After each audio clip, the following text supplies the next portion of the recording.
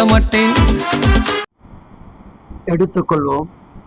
Amos புஸ்தகம் 8ஆம் அதிகாரம் 11 நாம் வாசிப்போம். இதோ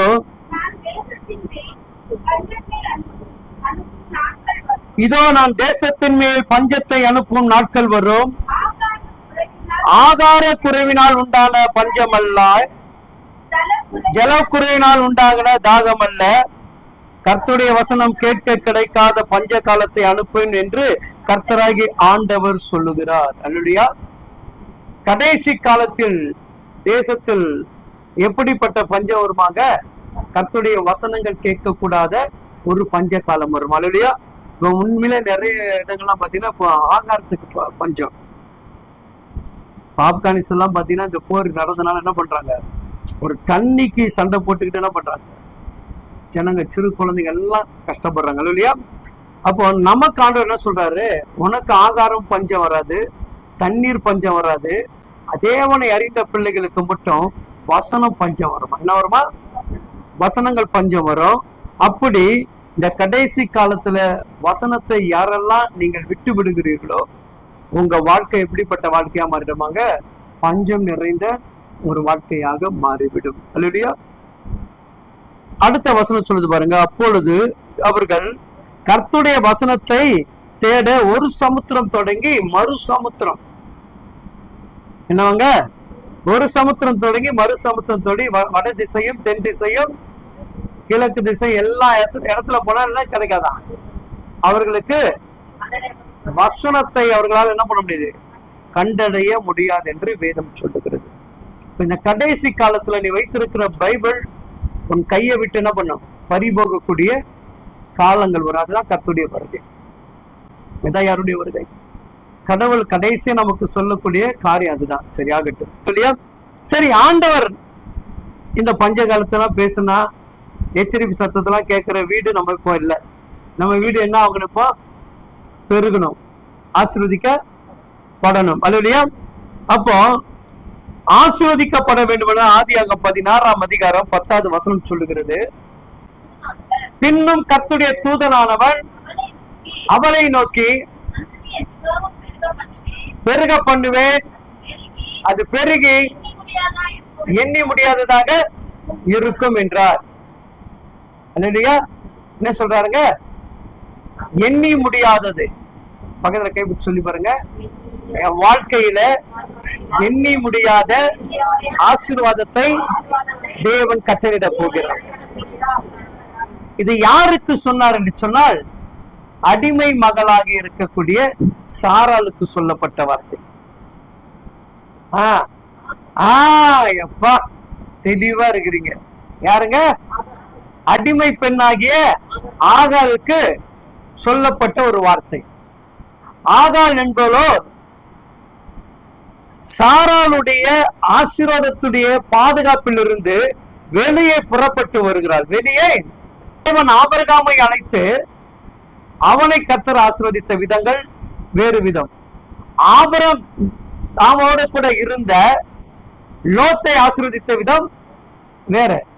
அதே போல ஆபிரகாமோடு கூட இணைந்து வாழக்கூடிய இந்த அடிமை மகளாகிய ஆகாளுடைய ஆசீர்வாதங்கள் வேறு. இல்லையா? அப்ப தேவன் அழைக்கப்பட்ட ஒவ்வொரு பிள்ளைகளுக்கும் ஒரு விசேஷமான வாக்கு தத்துவத்தை கொடுக்கிறார். இல்லையா? 7 வாக்கு தத்துவம் கொடுத்திருக்காரு. யாருக்கு? நமக்கு, ஆபிரகாமுக்கு. நமக்கு யாருக்கு? நமக்கு 7 விதமான வாக்கு தத்துவத்தை கொடுத்திருக்கிறார். இந்த வாக்கு தத்துவத்தை சுதந்திரித்துக் கொள்ளக்கூடியவர்களாக நீங்கள் நானும் மாறணும். யாருங்க? இதற்கு நீங்க அந்த வாக்கு தத்துவத்தை எப்படி ரிசீவ் பண்ணி அதை நீங்க உங்களுக்குள்ள உருவாக்கி கொள்ளுகிறீங்க, அதுதான் மெயின் காரியம். அது மட்டும் உங்களுக்கு சொல்லிட்டு இந்த அடிமை பெண்ணுடைய தேவன் கொடுத்த ஆசீர்வாதம். ஆதியாகமம் 12ஆம் அதிகாரம் 2-3 வாசிங்க. அதுல 7 விதமான ஆசீர்வாதங்கள் சொல்லப்பட்டிருக்கு. கவனிங்க. முதல்ல எனக்கு ஆண்டவர் என்ன கொடுக்கிறாருங்க? பகல பார்த்து சொல்லுங்க. நமக்கு தேவன் கொடுக்கக்கூடிய முதல் வார்த்தை, பெரிய ஜாதியாக்கி உன்னை ஆசீர்வதிப்பேன். 2வது என்ன சொல்றாரு? உன் பேரை பெருமைப்படுத்துவேன், நீ ஆசீர்வாதமா, கரெக்ட், நான் ஆசீர்வாதமாக தான் இருப்பேன். சொல்லுங்க. நீனா பக்கத்துல பார்த்து சொல்லிடுறோம், நான் ஆசீர்வாதமாக இருப்பேன். அடுத்த என்ன சொல்லுது? உன்னை ஆசீர்வதிக்கிறவர்களே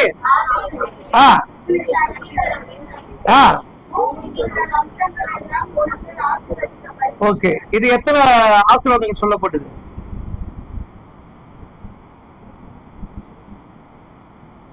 நான் சொல்லிட்டேன்னு 7ன்னு புடிச்சுக்கிட்டீங்க. எத்தனை ஆசீர்வாதம் சொல்லப்பட்டிருக்கு? ஃபர்ஸ்ட் என்ன சொல்லப்படுது? 2வது, 3வது,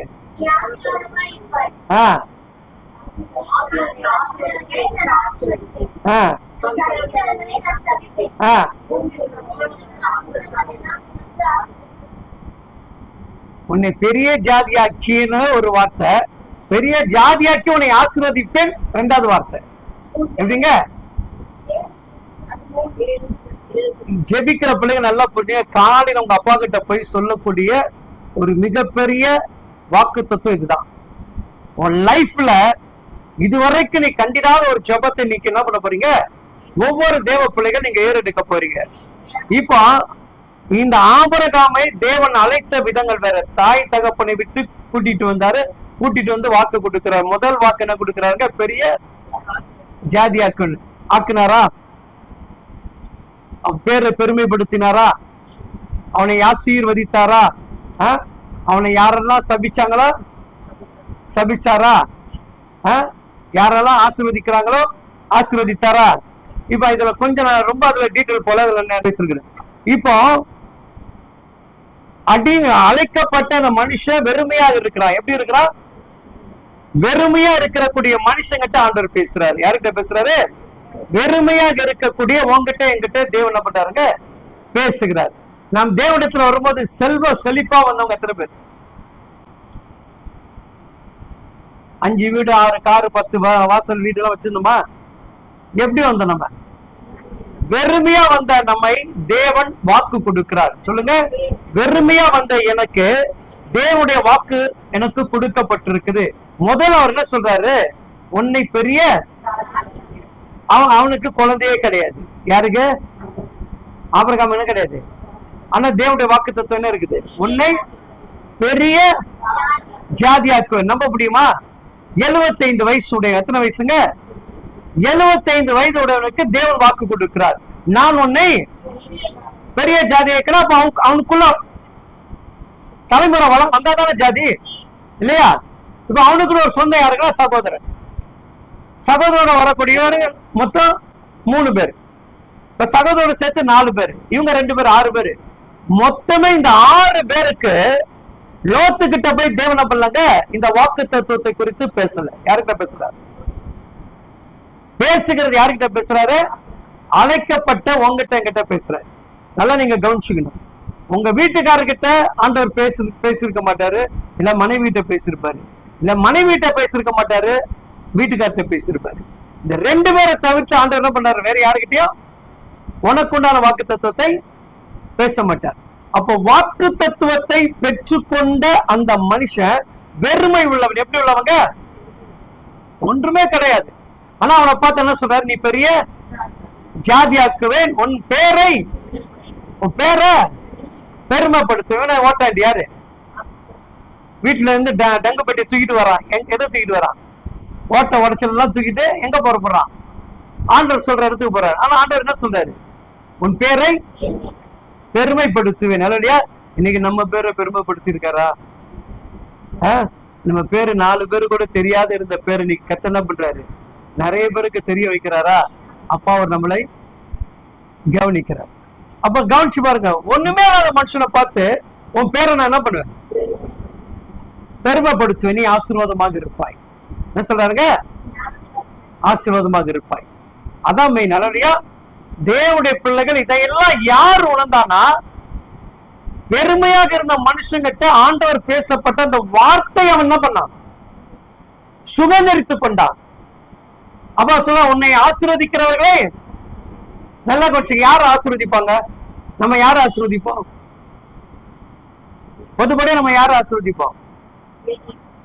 வேண்டியவங்க. வேண்டியவங்கள எப்படிப்பட்டவங்கள? நடுத்தருல பிச்சை எடுத்து உட்காந்து போயிட்டு நீ ஆசீர்வாதமா இருப்பேன்னு பார்த்து சொல்ல முடியுமா? சொல்லுவோமா? நம்ம யாரை பார்த்து சொல்லுவோம்? கொஞ்சம் செழிப்பா நன்மையா இருக்கிறவன பார்த்து என்ன பண்ணுவோம்? நம்ம சொல்லுவோம் இல்லையா? அப்போ இவனே யாரா இருக்கிறாங்க? இவனே யாரா இருக்கிறான்? வெறும் ஓட்டாண்டி. ஆனா இவனை பார்த்து ஆண்டவர் சொல்றாரு, நீ ஆசீர்வாதமாக இருப்பாய்.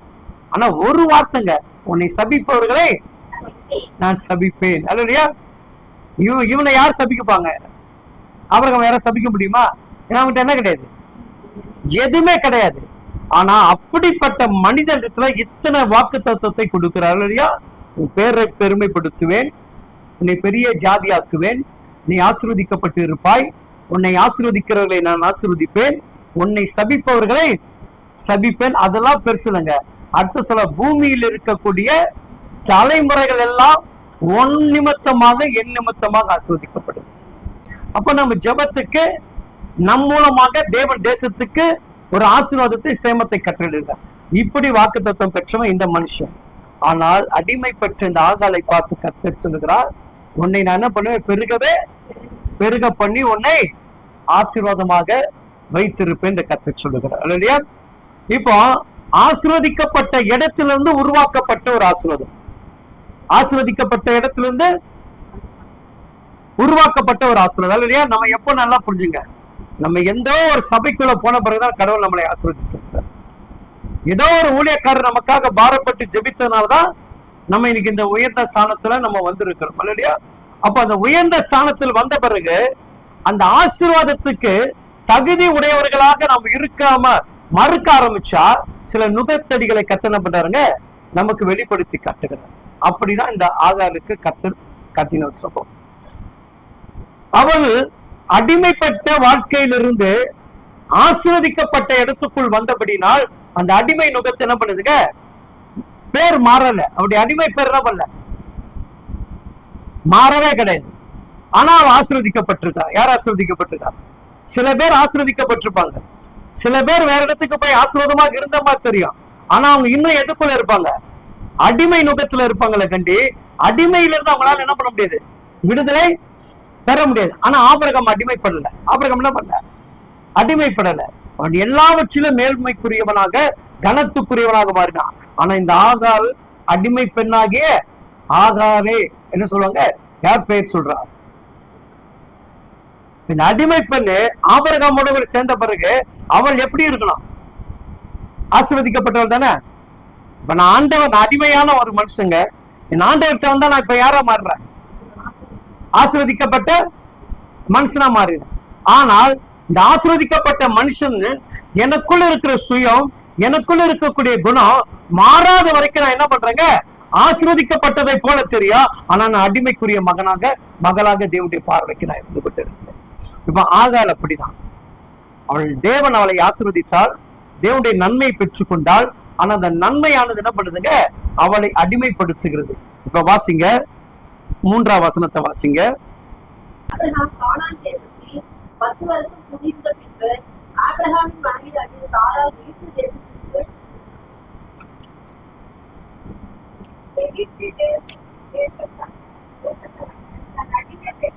எகிப்து தேசத்தாகிய தன் அடிமை பெண்ணாகிய ஆகாரை அழைத்து அவளை தன் புருஷனுக்கு ஆபிரகாமுக்கு மறுமனையாட்டியே கொடுத்தாள். அவள் ஆகாரோடு சேர்ந்த போது அவள் கர்ப்பம் தரித்தாள். அவள் கர்ப்பம் தரித்ததை கண்டபோது தன் ஆட்சியாலை அற்பமாக. எப்பொழுது ஒரு தேவ பிள்ளைகளோடு சரியாக நீங்க இணைக்கப்படுகிறீர்களோ நீங்களும் ஆசீர்வதிக்கப்படுகிறவர்களாக மாறுகிறீங்க. இந்த ஆசீர்வாதம் எங்க தடுமாறுறதுன்னா, உன்னை ஆசீர்வதிக்கப்படி உன்னை அழைச்சி ஒருத்தர் கூட்டிட்டு வந்தவங்களை நீ அவங்களை அற்பமாக பார்க்கும்போது தேவன் உன்னை என்ன பண்றாருங்க? அவர் உன்னை அற்பமாக பார்க்கிறார். தேவன் யாரை பார்க்கிறார்? இப்ப நான் இப்படி சொல்றேன், ஒரு எபினேசர் மூலமா ஆண்டவர் உங்களை ஆசீர்வதிச்சிருக்கிறார்னா, அந்த ஆசீர்வாதம் பெற்ற நீங்க இந்த எபினேசரை அற்பமாக பார்த்தீங்கன்னா தேவன் யாரை அற்பமா பார்க்கிறார்? எபினேசர் அல்ல. எபினேசரத்திலிருந்து ஆசீர்வாதத்தை பெற்ற ஒன்னே என்ன பண்றாரு? அற்பமாக பார்க்கிறார். அல்லையா? அப்போ இந்த ஆசீர்வாதத்தை பெற்ற போது துணிகரம் வந்துருச்சு. என்ன வந்துருச்சு? துணிகரம், இருமாப்பு, அதெல்லாம் என்ன சொல்ல தனாட்டலா எல்லாமே வந்த பிறகு என்ன ஆகுது? மதிக்காத கூடிய எண்ணம் வந்துருது. அப்போ கொடுக்கப்பட்ட ஆசீர்வதிக்கப்பட்ட அந்த இடத்துக்கு, அந்த வீட்டுக்கு இவன் ஆகால் எப்படி மாறுறாங்க? விரோதியா மாறுறான். இப்ப அவனு சொல்றான், உனக்குள்ள இந்த ஆசீர்வாதம் கிடையாது, எனக்கு இந்த ஆசீர்வாதம் கிடைச்சிச்சு. இப்ப நிறைய பேர் அப்படிதான் பேசுவாங்க. இத்தனை வருஷம் நீ சர்ச்சுக்கு வந்துட்ட, உனக்கு இந்த ஆசீர்வாதம் கிடைக்கல, நாங்க சீக்கிரம் வந்தோம், வீடு வாங்கிட்டோம், கார் வாங்கிட்டோம், நல்லா சம்பாதிக்கணும்னு சொல்லுவாங்க. ஆனா வருமானம் வந்திருக்கான், ஆனா நீ இன்னும் அடிமைதான், நீ இன்னும் அடிமைதான். ஆனா நான் தேவனுடைய பார்வைக்கு என்ன கிடையாது? எப்போதும் அடிமை கிடையாது. ஏன்னா அவர் என்ன பண்றாரு? அடிமை கட்டை என் மேலே விழாதபடி என்னை பாதுகாத்து பராமரிக்கிறார். ஆனா ஆசீர்வதிக்கப்பட்ட என்று சொல்லிக் கொண்டிருக்கிற உன் வாழ்க்கை எங்கேயோ ஒரு அடிமைக்குள்ள கர்த்தர் பண்றாருங்க வைத்திருக்கிறார். என் வீட்டில் இருக்கிற சுதந்திரம் நான் இன்னொரு இடத்துக்கு போகும்போது என்ன பண்ண முடியாது, அது போல என்னால எதிர்பார்க்க முடியாது. ஆனா நான் அவர்களை போல நான் மாத்திக்கொள்ளணும். ஆனா என் வீட்டுல என்ன பண்ணும்? என் இஷ்டத்துக்கு எல்லாத்தையும் நான் மாத்திக்கொள்வேன். அப்ப ஆண்டோடைய பிள்ளைகள் ஏன் தேவனுக்கு ஏற்றபடி என்னை நான் மாற்றிக்கொள்ளும் பொழுது என்னை தேவன் என்ன பண்றாருங்க? ஆசீர்வதிக்கிறார். நான் இன்னொரு இடத்துக்கு போய் உட்காரும் போது என்ன பண்ண முடியல, ஆசீர்வதிக்க முடியும். இன்னைக்கு உரிமை கிடைக்கிற இடத்துல என்ன பண்றோம்? உரிமையை எடுத்துக் கொள்கிறோம். அப்ப இவனுக்கு கிடைக்கப்பட்ட அந்த ஆசீர்வாதமே இவனுக்கு எப்படி ஆச்சு? சாபமாகவும் அடிமையாகவும் மாறிடுச்சு. அதனால்தான் அவள் என்ன பண்ணாங்க? புறக்கணிக்கப்பட்டால், துரத்தப்பட்டால், எல்லாமே செய்யப்பட்டால். ஆனா கர்த்தர் இப்போ சொல்றேன், எப்போ சொல்றேன், உன்னை வெறுக்கிறவங்க, உன்னை ஒடுக்கிறவங்க, உன்னை தூசணம் பண்றவங்க உன்கிட்ட வந்து ஜெபிக்காமல் கர்த்தரை போகவே விட மாட்டார்.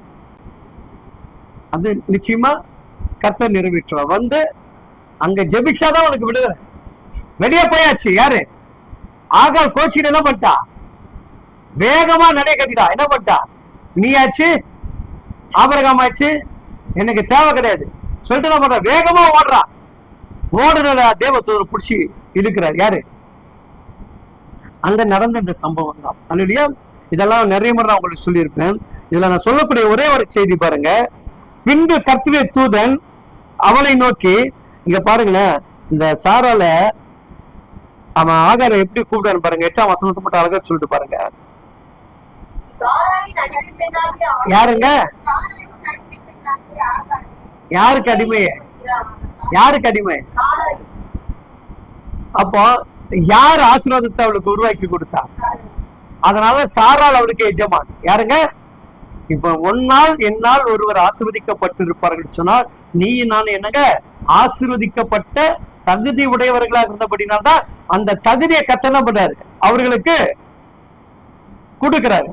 அப்ப அடிமை பெண்ணாகிய அப்படியே சொல்ற சாராளின் அடிமை பெண். அப்ப புரிஞ்சுங்க, எந்த காலத்திலும் நீ நான் கெத்தாதான் இருப்போம்.